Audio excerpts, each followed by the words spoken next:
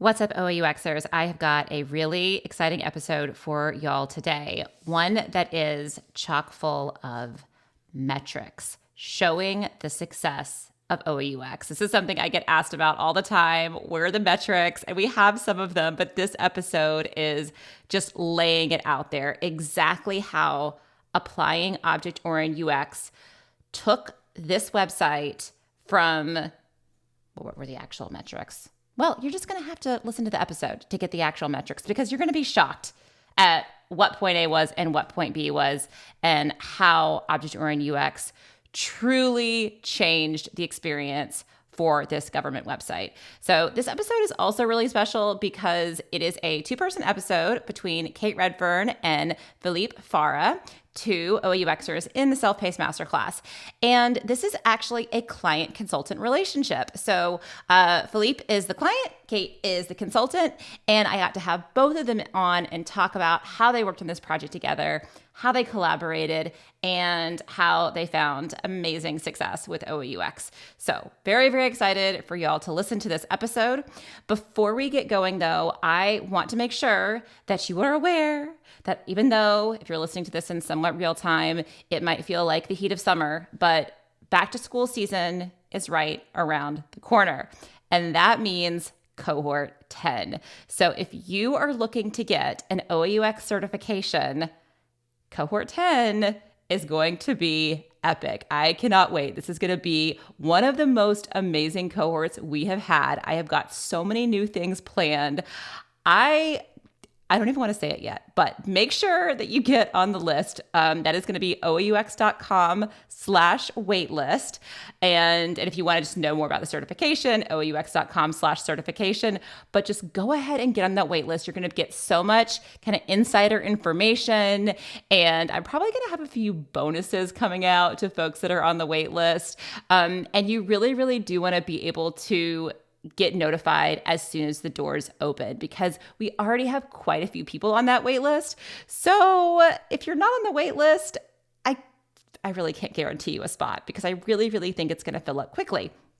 So, because as you know, we did not do a cohort earlier this year. Maybe you don't know that, but we didn't do a cohort earlier this year.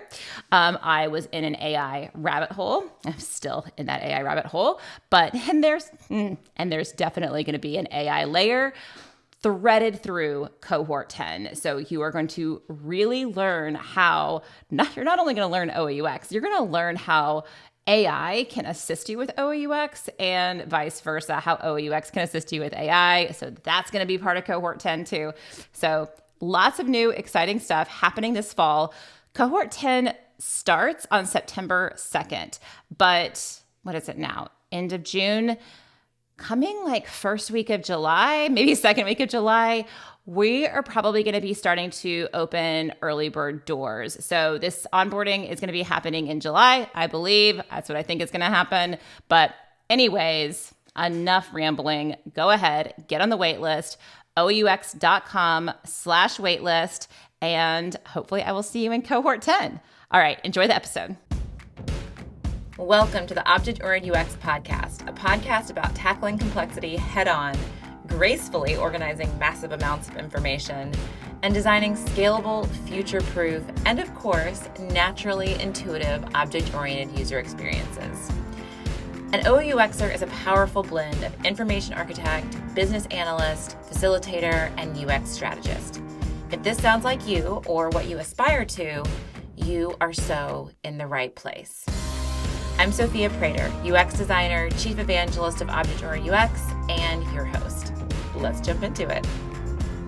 Welcome to the OOUX podcast. Today we have Kate Redfern, senior UX consultant at Manifesto, a software development company that focuses on clients in the nonprofit and government space. Kate is an experienced UX consultant with 20 years under her belt, specializing in websites and apps for charity and government. And also with us today is Philippe Fara, digital experience manager at Renfrewshire Council. Did I say it right? Renfrewshire. Renfrewshire. Renfrewshire. Renfrewshire. There's no N. There are so many pronunciations. Renfrewshire, Renfrewshire, Renfrewshire. Yeah. Renfrewshire. I'll say it all different ways. A beautiful council in Scotland, right? Yes, next to Yes, Glasgow. Yeah, next so to where Glasgow. the west of Scotland. Beautiful. Yes, I've definitely done Google Images. It looks gorgeous. Both Kate and Philippe are OUXers in the Self-Paced Masterclass, and today we're here to talk about a project that Kate and Philippe worked on together at Renfrewshire Council. So before we get into the project itself, I want to talk about the RFP, or the invitation to tender, as you call it. We call them requests for proposals here.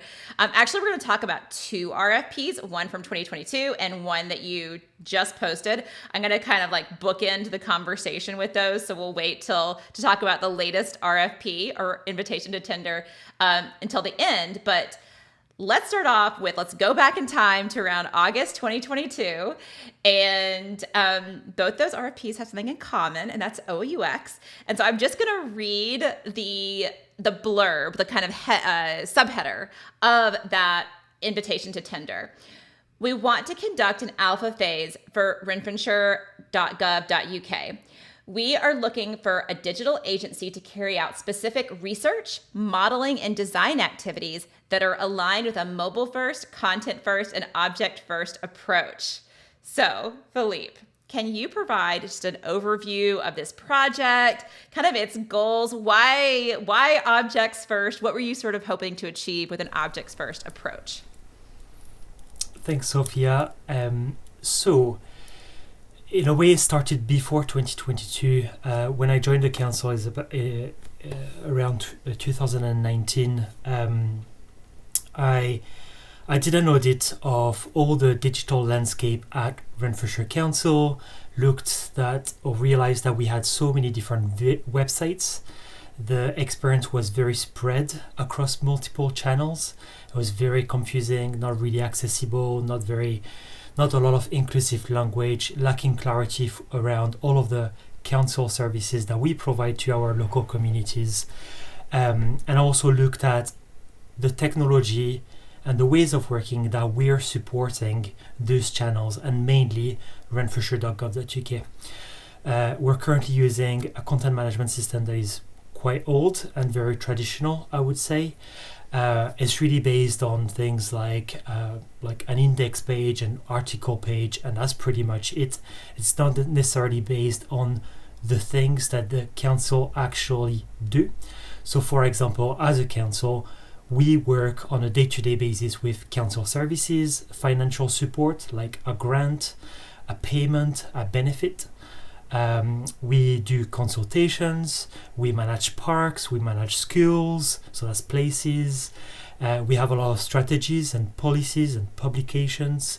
We do have councillors and elected members.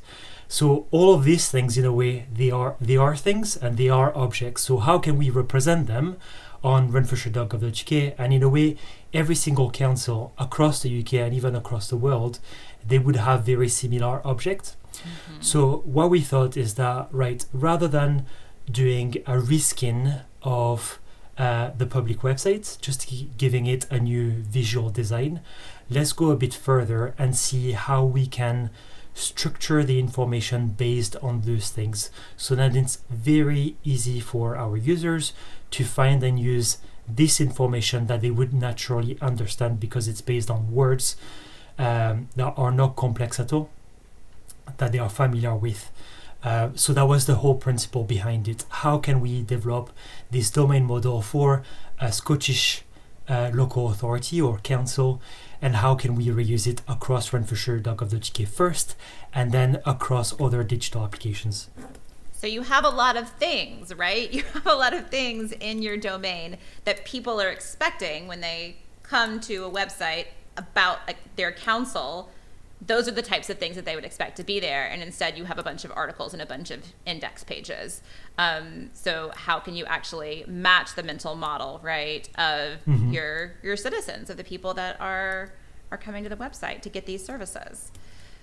Absolutely. So Kate, what exactly did Philippe and his team task Manifesto with? Like, what was the general context and scope of the project, at least like when you started the conversation? So yeah, our task was really, as we're practitioners of OOUX, so I've obviously done the self-paced course, but I kind of have been like, I've got a background in information architecture, so I was kind of familiar with that model. So very excited, obviously, when I came across OOUX and of course ORCA, to sort of, I guess, extend the depth of my knowledge and understanding in that space. But for our organisation, we obviously specialise in looking at central government projects, non-for-profit projects, and local government is another sort of aspect of that. And what we wanted to do was work with Philippe to really test, ORCA and the model itself, the object model, and set aside or put sort of metrics around that. So we wanted to set some hypothesis and really build a sort of program of UI, UX, and technical tools to help prove that the model itself, by using ORCA, improves the user experience. I mean, that's in its simplicity. If you look at the report, obviously there's a lot more to it than that. But we use the double diamond approach, and we wanted to see how ORCA fitted with sort of other methodologies, how that process could be, I guess, streamlined and smoothed. We also wanted to sort of test how it fits in with content modelling and content production, because that's really important for a local government. The content itself is the thing that will help civic services. It's very complex in terms of the amount of, as we've spoken about, amount of objects that the user's going to sort of interact with, but that really helps enhance their lives if they can execute these services really quickly online, get their bins sort of taken up, or engage with a service. It might be marriage, or it might be any sort of local service. How can that be seamless as possible, and how can Orca improve that experience for sort of the end user? So for us, for Manifesto, we as part of the program, as I say, we set these hypotheses, and then we wanted to prove how it worked in the double diamond, but also we wanted to introduce sort of service designers, content professionals into the process to make sure that when we delivered something to Philippe, he had a sort of a fait accompli. He had an object map and a model that he could go away with, and he'd have his style guides to be able to create the final solution. Really, we wanted to make sure that we improved the processes, improved the experience, but that Philippe could then, go on to, move from alpha to beta, and make that a real experience for end users. So you'll see in the final report that we did, Sophia, we looked at trying to set baseline metrics like a system usability score, for example. That's that's kind of a familiar metric in the UX world, but what we did is we did usability testing on the current system to set the SUS score, and then we did usability testing with our prototype after we'd used the Orca process, and we moved it from a 50% score to, I think it was 93.3. So that for us is, oh my god, 50 to 93. That's the proof in the pudding, right? I know SUS scores, they're not a full set of qualitative and quantitative metrics, but that's a good litmus of, okay, we're going in the right direction. But what we also did is we conducted task analysis through moderated testing, and we moved the success rates in terms of higher average task confidence from 6.8 to 7, that was the original, to 8.3 to 9.8. So what that means is that the success rate of the tasks is higher, but also the confidence of the user in performing those tasks is higher. So we wanted proof that this model, that Orca works, and that our process works. We kind of... And you got it. We got it. And what I did is I was a bit creative. I'm not going to lie. I sort of thought, how am I going to put Orca in the double diamond, but how am I going to mix it with other methodologies? So I created, I kind of used other methodologies, for example, like design sprinting. We did some How Might We production. So we got some early ideas of like problem statements that we knew we needed to look at. And then we did our early sort of object map. So we didn't go right into detail. We did sort of the first round. And then we started introducing content methodology. So things like priority guides with our content designer based on the high level sort of object map before we got into the detail, and with our how might we statement, so we can say, okay, these are the problems. Let's go into content and have a look at what content's going to fix those problems. Create a priority guide, do some sketching, and I made it very, very iterative because I was really interested to see, well, how does OOUX work with other things? And the answer is it works beautifully, because you can dip in and out of it. You can as I say, you can do some early content, then you can get as detailed in those requirements as you want further down the line.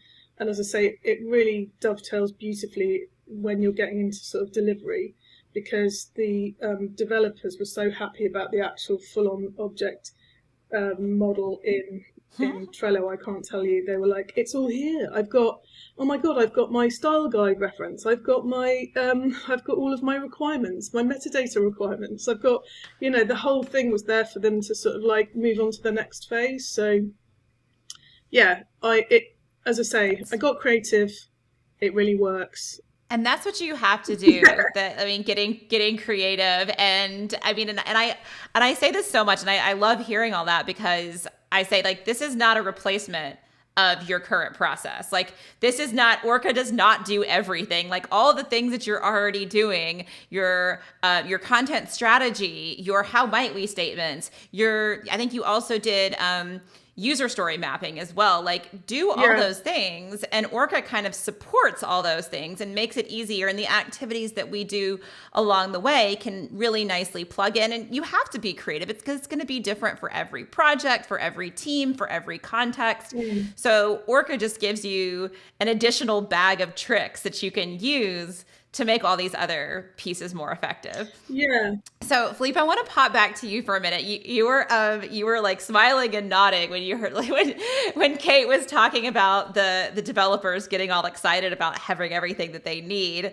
What were your thoughts on that? Like, I think you said somewhere else that you like really enjoyed seeing the light bulbs go off and seeing that collaboration.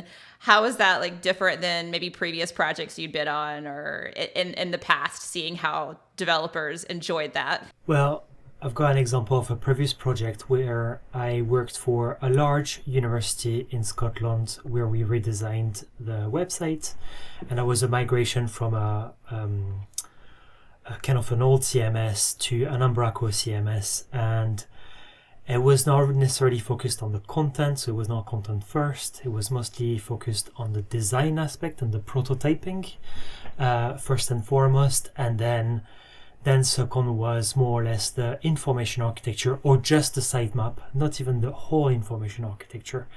And we encountered so many issues with this kind of approach, because then you realize that you just build a website full of components like accordions, drop downs, image library, short description, long description, all of that, but it doesn't really tell what you actually want to promote across your website, and it doesn't help the content editors or the content designers maintaining the website in a very consistent way, following an object map, for example.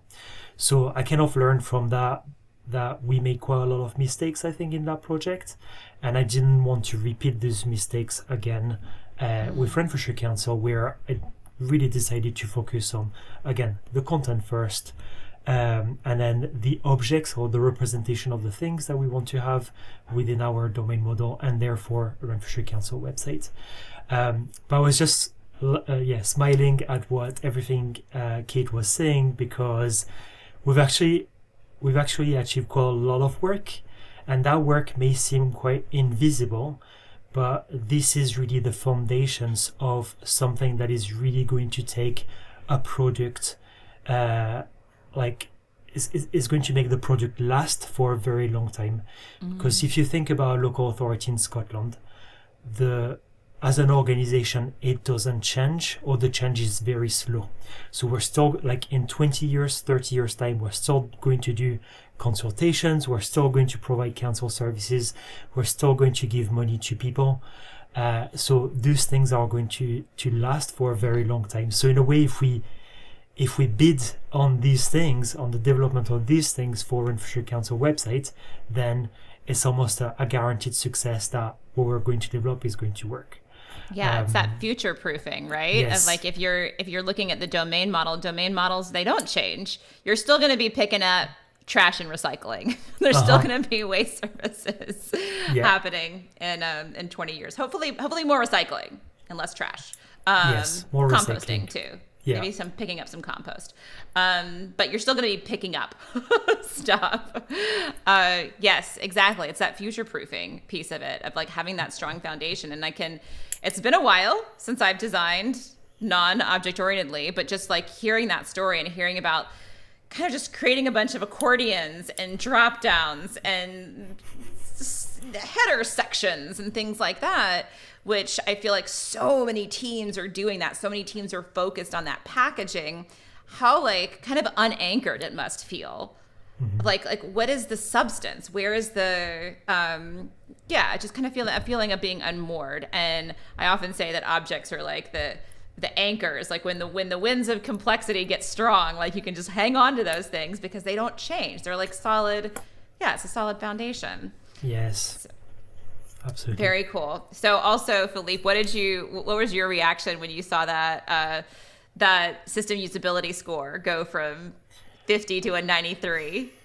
How'd that feel? It felt very good, and it's a clear validation that this is working. There's no question about it. It's definitely the right approach to have.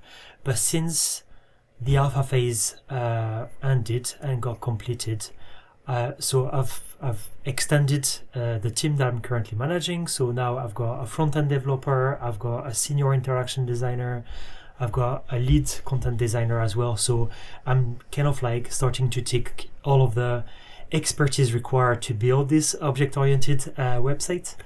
And what we're doing now, and thanks to the work of Kate and Manifesto, is they've kind of created this process for taking, let's say, a very specific service and using the OOUX methodology as part of this, and other methodologies as well. So we're kind of reusing this process or this template, and we're trying to adapt it based on what we think is going to work in the future.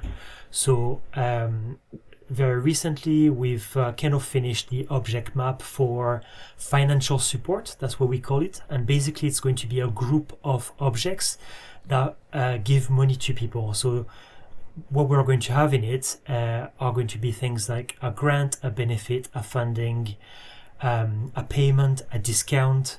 So things that means that we give money to people or they need to pay less money to the council. So it's kind of a financial support.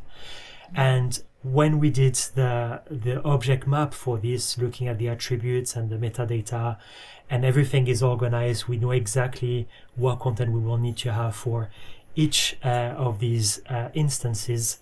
We're also looking at how it's going to work on the content management system. Mm-hmm. So as Kate was saying, it's going to make the developers' lives so much easier because they'll know exactly if it's a mandatory field, what sort of field it's going to be, how it needs to be structured. Is it going to be a reusable field across other objects? Do you actually need to share the content from a reusable instance, for example, across other objects? Or is it just like a repeatable template or component which has the same style but will have different content in it per instance? So yeah, it's getting really, really interesting to go through that process just now. Okay, I am gaining some new understanding here that I don't think I understood the first time we talked. So I don't think I forgot to mention this, but what I was going to mention is that just to make all our listeners clear. So this is the first time I think I've ever had on the podcast. I've had kind of the client consultant, like the OOUXer client and the OOUXer consultant on a call together. But it's not really the first time. This is actually the second time because the first time our recording completely corrupted. We could not save the recording. So we're actually having this conversation again. But this is the first time we're, knock on wood, like successfully having a recording of an OOUXer client and an OOUXer consultant together. But what I'm now understanding here, and correct me if I'm wrong, is actually, Kate, that's kind of what you were like. Y'all were brought in to do this proof of concept to create this process for the council so that then they could repeat it. So that's why, because I was going to ask you the question on scope, because y'all did end up narrowing in to waste services as sort of so that was like a proof of concept to show that this is working. And then you would hand over your deliverable was like a methodology almost, right? Is that? Yeah, it was a methodology, and it was also the completed object map with the instances, metadata, core content, CTAs all kind of filled in, so that all informed a prototype. So we did a full working prototype because we also wanted, there's an element of this that's also the tech capability that came in, and obviously actually building that in the content management system. So it was sort of the whole proof of concept wasn't just that OOUX worked, it's that OOUX worked in speeding up and creating, I guess a contained service like waste services end to end. So that we wanted to make sure that was, the checks and balances were also in the development cycle. I.e., does it speed it up? Does it get better quality? And showing the full prototype in the content management system. But so it's a full-on proof of concept. That's really interesting. So now Philippe and his team are now taking it and running with it and applying what you did together with waste services now to financial services and beyond, right? To use this repeatable process and repeatable set of methodologies that Orca is a big part of, not the only part of. There's a lot of other things going on, a lot of cool mashups that I want to get into. But you kind of said, okay, we showed that it works. We've got the metrics to show that it works. Now y'all have the machine and you can continue to use this machine. Yes, exactly. That's absolutely correct. Okay. Yes. Okay. You know what? I don't think I quite got that on the last conversation. So this is what we were hoping for, right? That we would even have a better conversation than we did back 2 months ago in March. It's the entire machine. So 3 months ago. It's the entire machine if you wanted to do an end-to-end product. And I know I'm emphasizing content, but the content piece for me is really key, because I think a lot of times, and as I say, this is why I think OOUX is so brilliant, is it really connected with our content processes. So we could get a full style guide for each object so that any content designer can then go and write that, they can write the content for that object. Again, that's going to help Philippe, because if he's wanting to replicate that processes for financial products or financial objects, the style guide process is built in, the content process is built in. And I know I've said it before, but all a website is giving form to content to help people execute a task. That is really key for local government. They've got to get that task done quickly, efficiently, and confidently. And that means civic processes are running really smoothly. Oh my gosh, 100%. Yes.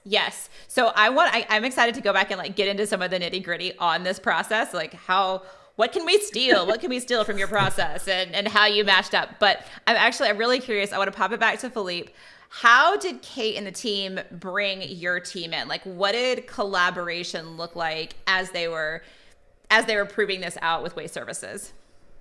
So at the time, there were just 2 of us in my team.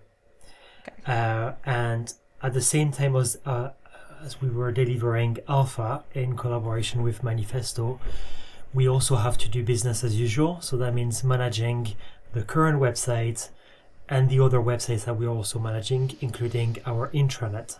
So unfortunately, we were doing recruitment at the same time we were doing the alpha phase. So that means that I didn't have the full team with me when we did the alpha phase. And that was a bit of a setback for us, because then I could not necessarily train the people I wanted to recruit to really learn from Kate and her team about modeling and structuring this process and then taking it forward with other things. So I spent a lot of time with the people that I have recruited over the last few months to reuse the reports that Kate has created. So in a way, there is a legacy with the report and the process that has been created in the alpha phase, and this is currently being used by my team basically, and they're really buying into the process as well. And they've not necessarily made Kate or other people from Manifesto, but they really understand the benefit of using this approach is really going to help them. So for example, as part of financial support, where we've kind of developed this system model as opposed to a domain model just for this financial support bit. We've done this object map, and this object map is currently being used for the content designers for rewriting the existing content that is currently being rewritten on the existing renfresh.gov.gk. So then we make it easier to do the migration when we are ready to migrate to the new renfresh.gov.gk. So yeah, we're really preparing the content right now, reusing the object maps the outputs that we've created from alpha, so then we are better prepared for doing the migration. So it's going to be a bit smoother. Okay, I didn't expect the conversation to go here, but I do want to talk about recruiting and hiring. So as you were recruiting and you were building your team, was like a systems thinking mind something that you were looking for? Like, was it part of the recruiting process at all to find people that like would be able to jump into OUX and swim in these waters of systems thinking? Yes, and if you're looking for experienced people, which is what we were looking for, most of them they kind of understand OUX already. They don't necessarily know what it's called, but they kind of know the principles of it. So the lead content designer, for example, Tony, he worked for another local authority in England before for a very long time, and he's used the content design principles. And when you look at content design principles, it marries quite well with the OUX and principles and the ORCA methodology. So I thought, well, we could reuse this kind of expertise, but also bring a new kind of knowledge or wrapper around content design with object-oriented UX. So what I was really looking for is people that were curious to learn something new, not to repeat something that has already been done, because I think what we do, and Kate may confirm that with all the work that she's doing across local or central government, it's not always object-oriented. So I guess there was this appeal from candidates that it would not be something quite traditional. It's a bit unusual to work this way at the moment. Hopefully it won't be in the future. Awesome. Great. So back to Kate for a second. So, or more than a second. So let's get into some of that nitty gritty on how, kind of what Philippe was actually just talking about, like how content design and the ORCA process meshed together, and how actually content was created using the object map. Can you tell me more about get into the details? Like, what did that actually look like? So yeah, I'm just casting my mind. I'm trying to find a diagram. I drew myself a diagram to make sure that I remembered it. But I mean, the first part of it is we got the content designer in the noun foraging exercise. So, and we also involved the content designer in using their expertise to sort of get to the nouns and verify through research the nouns that we knew people in the, let's talk about the waste system model, because that was the one we actually did the proof of concept for. So the content designer was really early on in the process. They're looking at search data, they're looking at the interviews. We had interviews with actual members of the public. And we together came to a really strong sort of initial object list. So that's the first one. The content designer then also, as I said, was involved with us in creating how might we statements. So they were in the sort of like, I guess what you call a traditional sort of sprint to get to narrow down to our how might we's. And then the content designer and the designer and myself, we did we kind of like had what I call a trio of activity. So at every point where it was crucial for us to get together and think about content and content structure, we were kind of doing that together. So you got UX thinking, content thinking, and design thinking all together at the same time. So I made sure those points were along the process.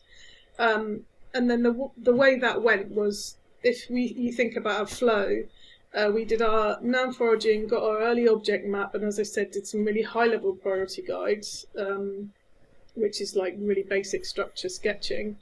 Then we just did lots of rounds of iterations with me, the content designer, and the designer.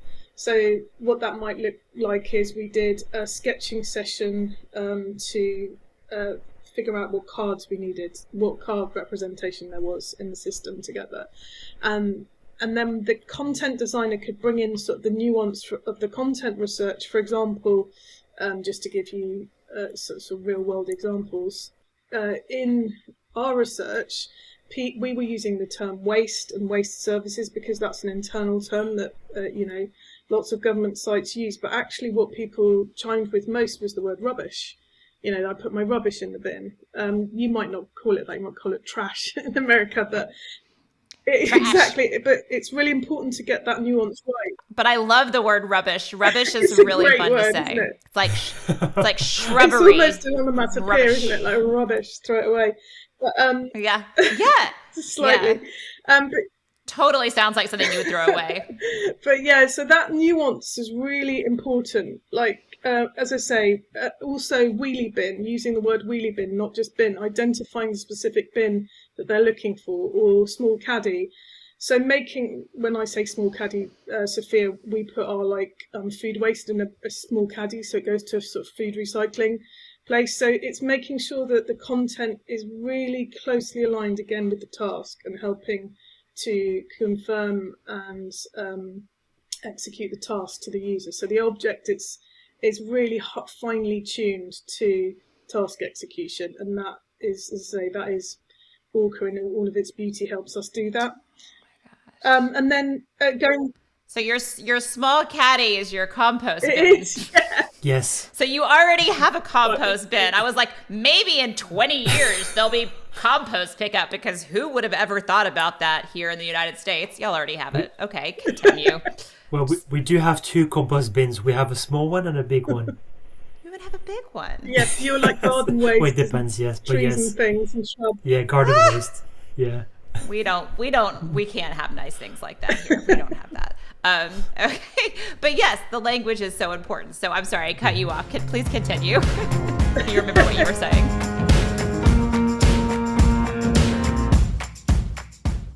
What's up, OUXers? There is something very important that I have neglected to do in the first 50 episodes of this podcast. And that is to implore you, dear listener, for a review. So here I am, asking ever so nicely for you to drop a rating and review of the OUX podcast into either Apple Podcasts or Spotify. This can really help us spread the OUX love. So if you've gotten any value from OUX and the Orca process, which I'm assuming you have since you're here, I'd be so appreciative for a few minutes of your time. Okay, so how to do this? Don't actually go click on the rating metadata, because that would be way too intuitive. On Apple Podcasts, go to the podcast detail page, scroll to the bottom, and you'll see some big stars down there that you can add stars. And then underneath that, there is another little link that says create a review. So that would be amazing. And on Spotify, you've got to do this on the mobile. On Spotify mobile, go to the 3-dot menu on that detail page and hit rate. And actually on Spotify, even on an episode detail, you can leave a comment there too. If you scroll down the episode detail, there'll be something that says something like, how did you like this episode? And feel free to put your thoughts there. Thank you so much, and happy OUXing.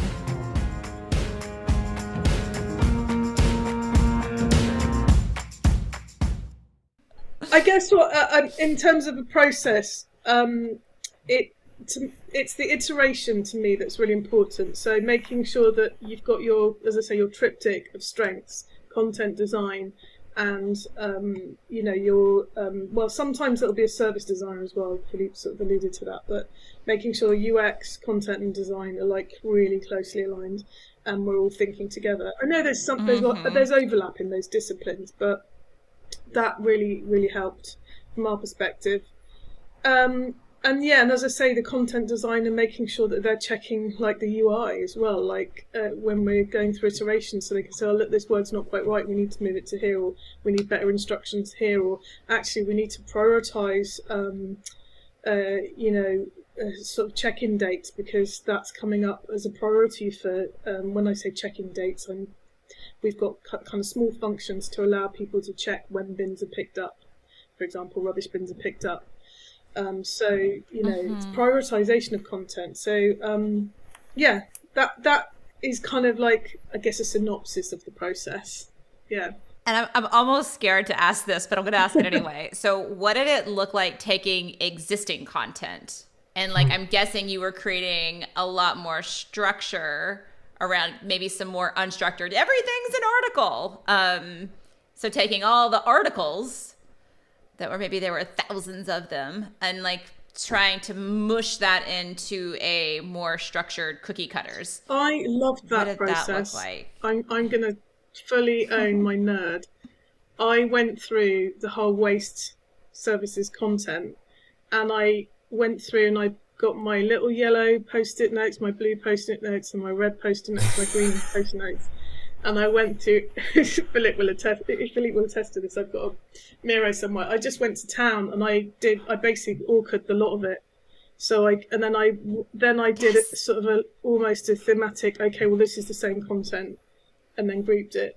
That was kind of my first phase to I think you've talked about this, Sophia. It's like understanding the territory, because when you do that with the existing content, you're understanding the territory, but you kind of almost got to understand that map first and then bring in your user analysis. So looking at our Google Analytics, looking at our interviews and seeing where the disparity is, because the disparity shows us where, we're not explaining things to people adequately, because this is the language they're using and these are the definitions they're using, or attributes, and actually this is what it kind of, this is what we're trying to say to them, and it doesn't work because that's not adding up.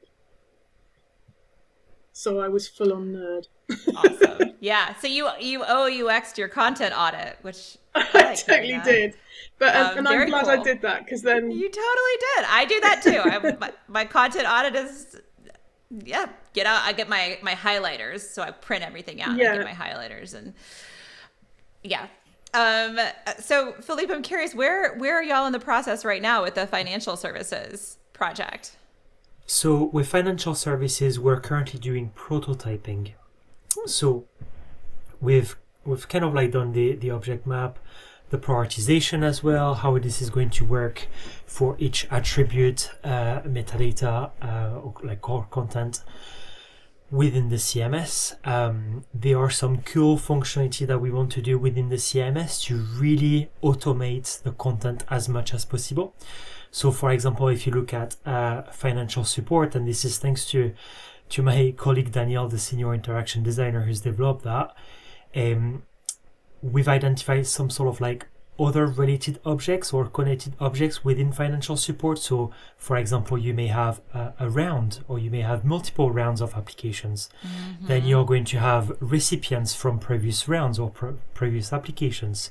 You're going to have the awarding body as well, so the actual organization who's going to assess the application and then give an answer to say yes, you're successful or you're not successful. And then there were some aspects that Kate has worked on as part of the service object or the task object within Waste, and we reused some of the attributes from that object into financial support. So for example, you have things like how to apply. So we call this attribute now how to verb, because it's not always apply. It could be how to request, how to report, how to tell us about something. So, but we think that this attribute or group of attributes is going to be reused across other objects again, like a consultation, for example. So we're kind of building that, and now the content designers they've kind of reviewed the micro copy because we've tested a few financial supports. We rewrote them. We showed it to the content designers. They reviewed the micro copy to make sure it made sense for users, simplifying the language. And now what they are doing is that they are using some instances of other financial supports to test the object map and to test the prototype. And what we're going to do after that is testing it with users. And it'll be a bit similar to what Kate has done with the scoring. The usability scoring is that we'll look at the existing web page and then we'll compare it with the new prototype. And there is a massive difference just by looking at them in terms of how much content, useful content we're going to provide, how much clarity this is going to bring, and also in terms of the value for the business. Is probably going to increase the number of applications, as well as reducing the number of basic inquiries the council is getting. That's one of our goals as well. So there's a lot of work happening here, which is great. So yeah, can't wait to have that ready, because next, after financial support, we're going to focus on consultations, events, places, publications, which includes like policies and strategies, and then projects. And all of those things, they are connected to one another. Because you could have a consultation about a school, you could have a consultation about a park, you could have a consultation about a place. A consultation can happen in a place and be about a school. So there are so many like connections between all of these objects. So we think it's the right time to do them at the same time. And what I hope you're going to find, which is what I found, is that as you go through these projects and you extend to other services, it's going to get easier and easier. Not only because you're more versed in the process, but also because you have more building blocks and things to reuse from the last projects. So by the time you're at the end of it, you'll be like, I already have everything. We can just put this thing together. So you'll get momentum. Yes. You mentioned less calls. So there's all sorts of metrics going on here. Like we want to have improved outcomes. Kate mentioned also like speeding up the process. And then you mentioned having less calls. So from, let's just say like an organizational perspective, are there anything else? Like, I know that this is all a lot of work, right? It's like looking at all the Miro boards that you've done. Oh my gosh, like thank you for sharing those, like getting to like look at all the sticky notes. You can see how much effort and care has gone into this process. You could just skip right to the design, right? Like go straight to prototyping and use some best practices. So doing this work, you've kind of already touched on it, but I want to ask the question, like, going through this work, why is it a good investment? Like, why is it a good investment from an organizational perspective, like from a quote unquote business perspective? I know you're a government agency, but how does it help save time and or money? So it's very difficult to calculate, especially when your web estate isn't configured to gather those metrics already. So we'll have nothing to compare it with. And this is a problem that I've had since I started really. When you look at the analytics and the way data as well is connected between, let's say, the call center and the website, there is no really connection there. So how can we do a connection between improving the clarity and the usability of a web page and making sure that this is going to reduce calls? How are we going to have that connection between the two? Is going to be very complicated to assess that. Now with Google Analytics and especially GA4, we will be able to, for example, hyperlink a phone number, and it will be able to tell you how many times people have clicked it on this hyperlink from a mobile phone. So there are certain metrics that someone in the Manifesto team have helped us with identify, and we're hoping that when we are actually starting the delivery phase, which should be about in August, so this is the build of the CMS, we will be able to actually integrate those tools to actually assess the efficiency of this methodology. I'm very confident that, I'll just give you an example. So within financial support, you have an attribute or a group of attributes called after you have a verb, so after you have applied. So what happens next? So you should hear, let's say, you should give an estimated time in terms of how long this is going to take for someone to know whether they're successful or not, or how long it's going to take for them to receive a payment. And then if they've not received the payment, who do they need to contact? So by providing this kind of information, I'm hoping that we will reduce the number of calls, because people will have a clear expectation of what to wait for. So, when you order shoes online, you know that this is going to be delivered within 5 working days or on the next Wednesday. Well, that's exactly the same thing here. We need to give clarity on what the steps are and what the next steps are. What I've noticed as well is that when people don't know what the next steps are, they tend to make a complaint. So maybe by giving more clarity around what to do if they've not heard from us by X amount of days, they'll just contact us. They won't submit a complaint. Okay. So it's these sort of things that are quite subtle, but actually, yes, they are definitely going to be helping the users. But ultimately, we hope that they will also help with the challenges that the current this organization currently has, as in financial challenges and having less funding by central government, basically. Right. And I mean, I'm so glad that you are tracking some of those metrics, and I can't wait to hear how it turns out. But I can't imagine, I mean, as you're going through this process, which you are, if you make the things clear, make it very clear, like this is a grant, this is a payment, you have the information about those things, all the attributes, and you understand, okay, these are the attributes that people are looking for. You've connected them so that they can navigate through the relationships, and they have any calls to action that they need right there. Like, people are going to be able to self-serve a lot better because of the work that you've done. So I also feel very confident that you will have good outcomes, and hopefully you will be less inundated by calls with people just not being able to find something or not being able to get to where they need to go. So, but can I just add as well, there is a benefit for my team as well, because the content management is going to be so much simpler. Right. And in a way, so that means that I'm going to create capacity within my existing team, and they'll be able to work on things that will create value rather than on things that are actually cumbersome and just like very boring to actually manage. So this is another positive outcome of this process, is that it'll be much simpler for a content designer to actually maintain accurate content on the website. And is that going to be simpler? This is what I've heard before, and I'm curious if there's anything else that you're seeing on how it's easier and simpler. Is it simpler because there's just like less having to change things in multiple places, or like when updating often, like you might have to update the same thing in like 8 different places, that kind of thing? Yes, but I think you need to think less, and you need to do less user research, because the user research has already been done before, and the testing.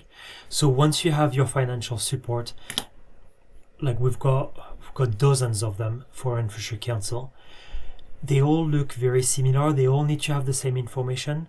Sometimes they close, sometimes they open, or they are going to open soon as well. So you've got to review the information. But if you have your clear attributes, well, the content designer doesn't have to do that every single time. Oh, they don't have to figure out what attributes to fill in. They know okay. And this is what Kate was saying with the content style guide related to each attribute, is that they also know how to write a specific attribute, what words to use, what words not to use.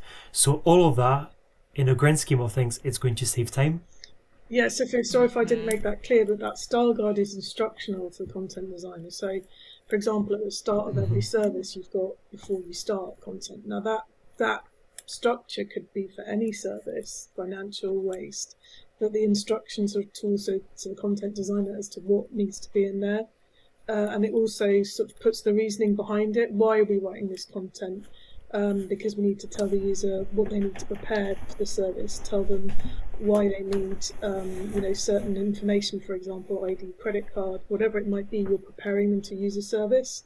I didn't make that clear when I said style guide. It's as well as it's a preparation tool for the content designer.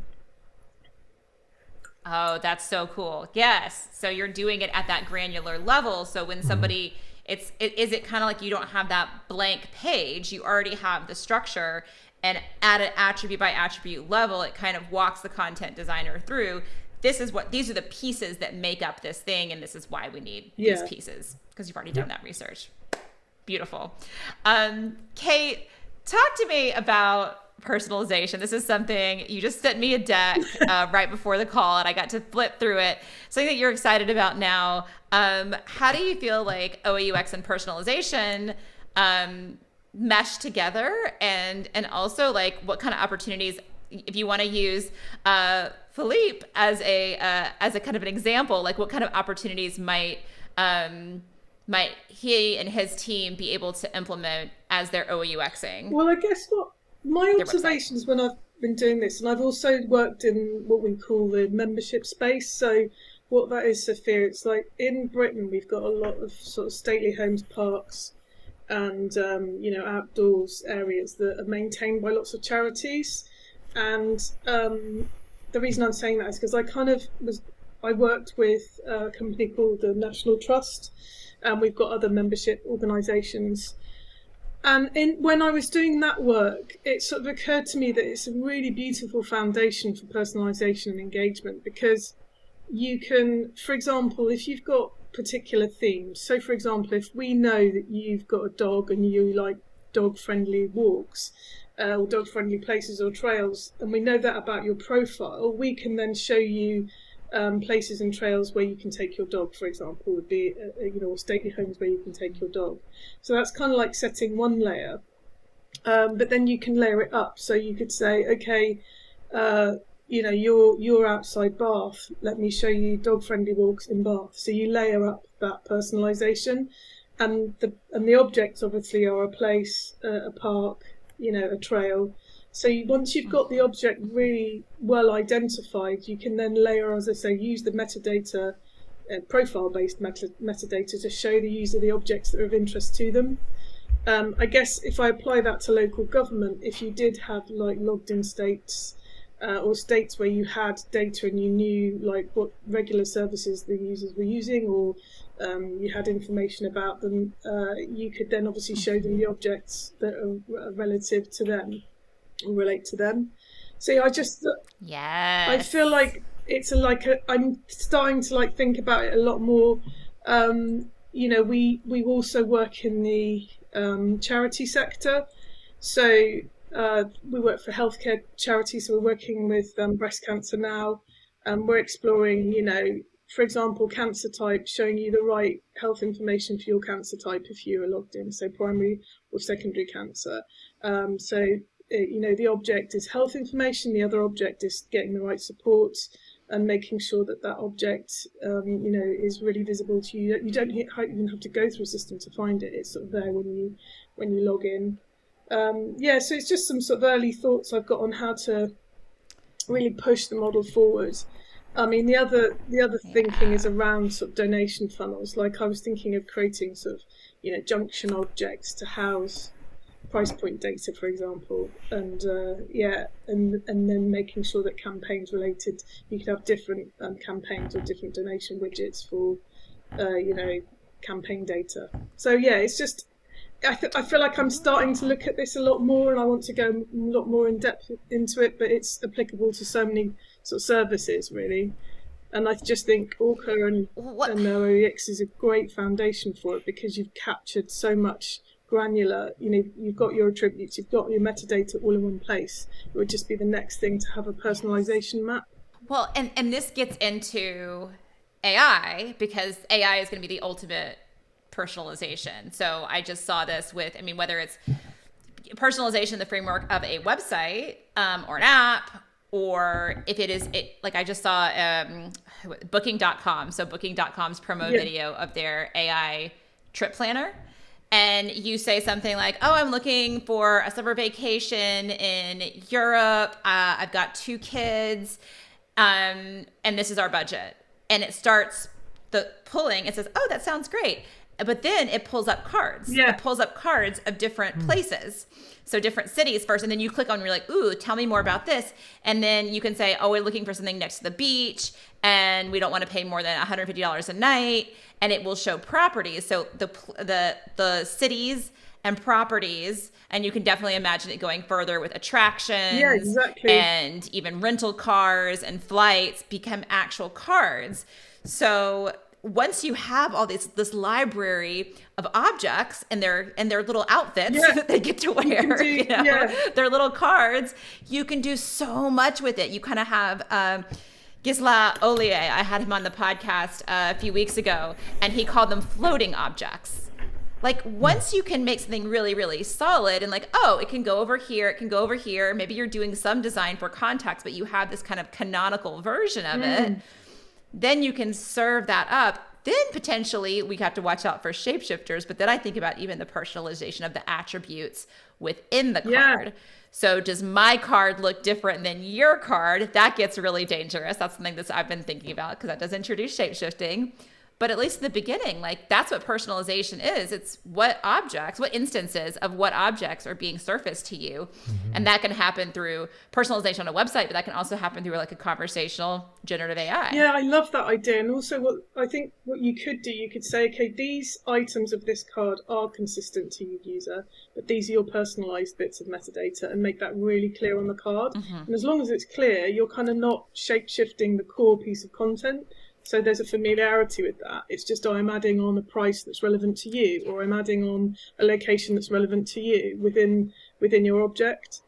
Yeah, I love that idea. And also, the AI could, I guess, intelligently, it would know your path and build its, algorithm based on your path and show you different objects based on, just where you were surfing around. And it could even ask you questions, within that, couldn't it? Within your journey, and say, hey, seen you looking at these, do you want these? Or so the experience becomes sort of a lot more of a conversation, I guess, that the user is owning. The other thing I was a conversation where there still are structural objects, right? So you can still have that conversation, but sometimes you're going to need instances, and you don't want that just all as like word vomit. Like you do want to be like, oh, what I'm looking at here is cities, and what I'm looking at here is a flight, and it has that like objectifiedness to it, solidity to it, tangibleness to it. So that I feel like I can like click on this thing, or like, I mean, how might I even like interfaces where I can add those, like, hey, like this property here, like I want to know more about, like find me all the reviews about this property that mention cleanliness or something like that, right? So I put the property in, and then it returns reviews, and it shows me like a summary of reviews, or the top 5 reviews that people complaining about cleanliness or something like that. So I know I get terribly excited. The other thing I was sort of, we use this in Renfrewshire actually, Philippe, just to segue. I don't want to move too far away from like the Renfrewshire conversation, but one of the things I added to my object model, my object map, which you might have seen, Sophia, is I added micro functions as a kind of a into the map. So as well as like core content, metadata, CTAs. And other related objects, there's this purple thing called a function. So for example, micro functions within an object. So for example, if we're looking at a bin, you might need to search what waste will go in that bin. So you might have just a input field, but it's related to that specifically to that object. Oh yeah, I was going to say, that's just metadata, but there's an interaction design there, because you might have, like, you don't want to see the entire list. You have a specific piece of rubbish that you have in mind, like, can it go in this bin? So it's like yogurt tub or something. Yeah, and so it becomes a function, but it's a function that's only used on that object. So it sits in the sort of task object. So yeah, it's just, I mean, I get terribly excited about it. Nerd out all the time. I love how creative you've gotten it, and I just want, like, one of the big takeaways from this conversation for all the OUXers listening is, like, get creative with Orca. Like once you learn it, like once you like learn the rules first. Like Yoit, you took the self-paced masterclass. Philippe, I know you're considering getting certified. Kate, maybe I'll see you in cohort 10. But like you learn the process, and then come on, September 2nd.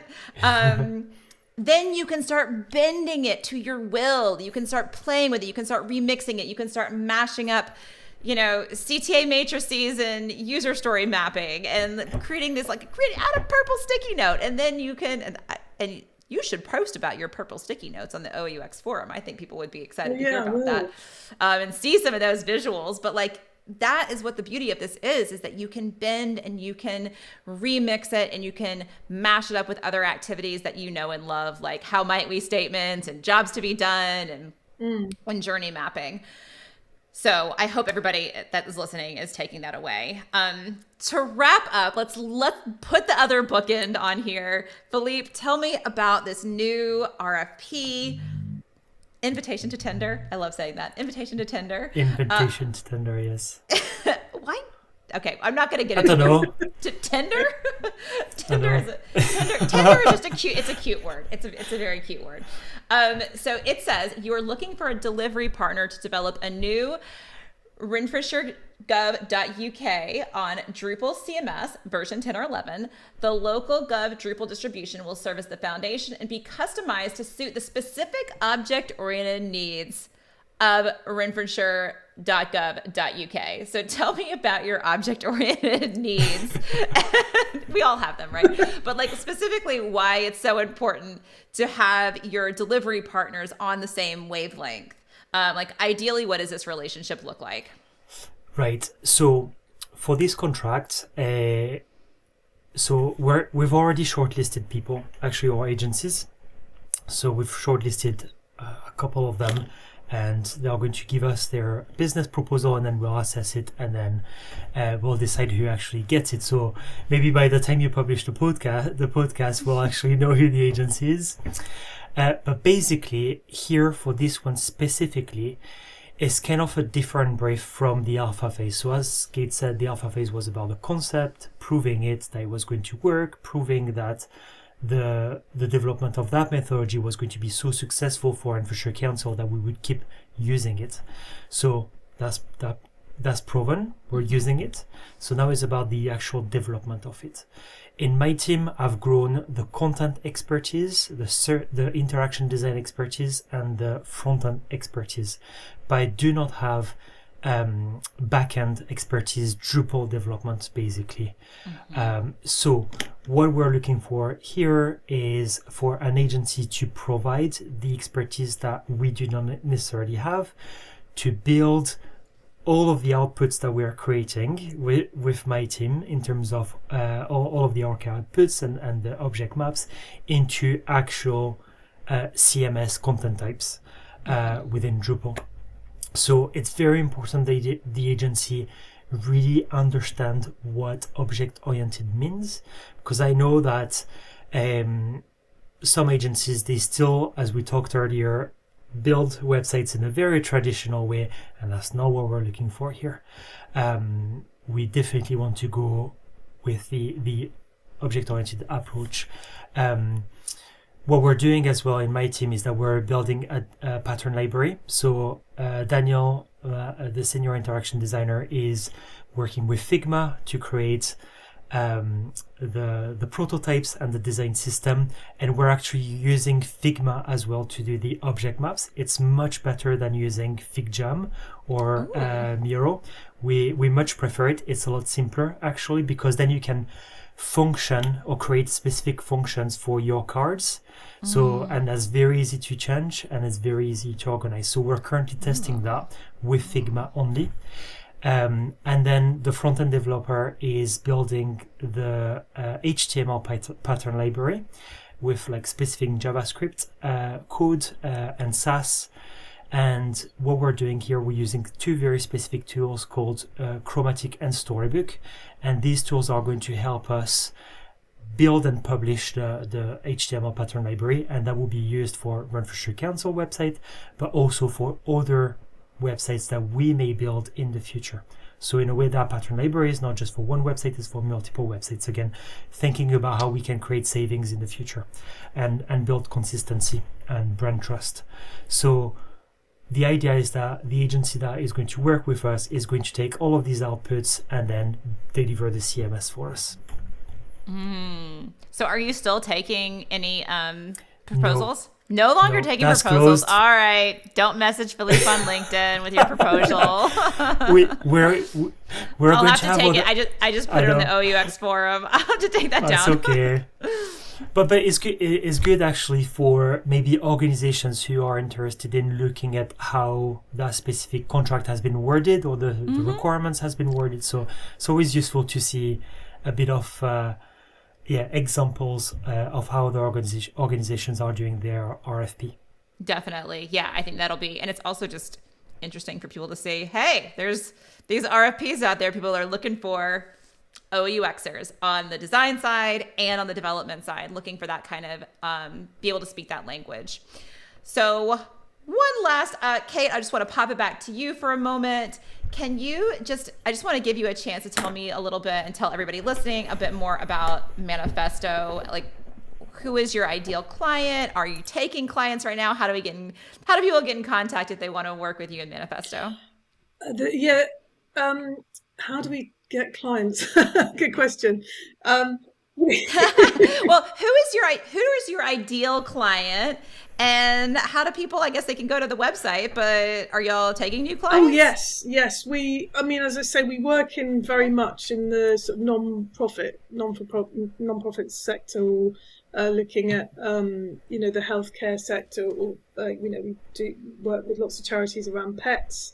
We've got Royal Academy of Arts, the Trussell Trust. I've been working with the Trussell Trust, which are an organisation that are focusing on ending food poverty in Britain. They support a network of food banks. So those are the kind of clients that we look for or look to work with. And only in the UK or worldwide? We do have some international clients. UNICEF is one of our international clients. Oh, cool. I feel like I'm stalling because I'm not a very salesy person. I'm sorry. They just seem cool. They're doing OUX, so we'll put the link in the show notes. If anyone's I'm the person who does the work, so sorry if I'm faltering with my... I think you've been selling Manifesto services the entire conversation, so I don't think you need to say anything else. People just need to know what kind of clients. So if you're a nonprofit looking to work with an agency that does OUX stuff and does amazing OUX-y stuff, and you like this episode, then take a link. Cool. But we'll link to Manifesto. I just wanted to say personally what makes me tick, and the kind of employees that we have at Manifesto. We really want to make change to people's lives, to animals' lives, to the planet, to our world, and we're really, generally that's the kind of people they employ, and so we want to make sure that our work is aligned with those values. We're very values driven, and that's why I do this. My end game is to help people get their bins, get their financial support, get married, get their bins. Get married.